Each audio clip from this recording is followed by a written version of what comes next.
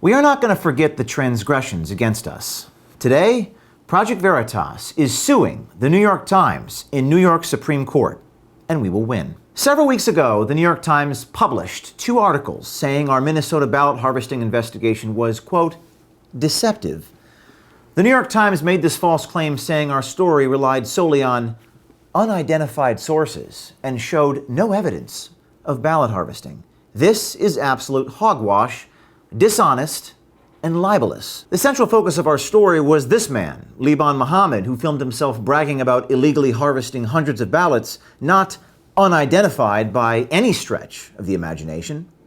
And the primary named on-the-record source for this investigation was a man named Omar Jamal, a well-known Somali-American community leader in Minneapolis. But here's the absolute crazy irony in all of this.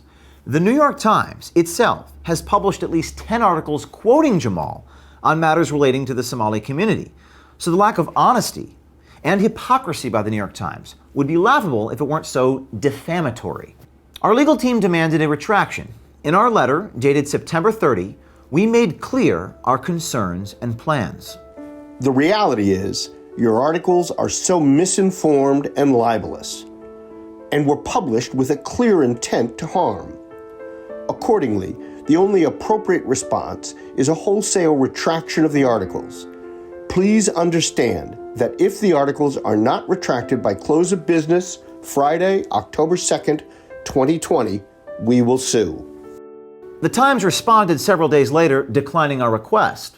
But incredibly, the Times still refused to issue a retraction. So today, Project Veritas, represented by the premier law firm Claire Locke, who has beaten the New York Times before, is suing the New York Times and the reporter Maggie Astor.